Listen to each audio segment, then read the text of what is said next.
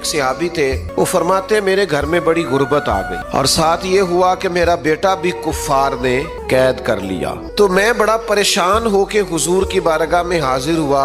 حبیب پاک صلی اللہ تعالی علیہ وسلم نے فرمایا کہ گھر جاؤ، اللہ پہ بھروسہ کرو اور لاحول شریف پڑھو، لا حول ولا قوت الا باللہ العلی العظیم، اس تسبیح کو پڑھو۔ فرماتے میں اور میری بیوی نے پڑھنا شروع کیا۔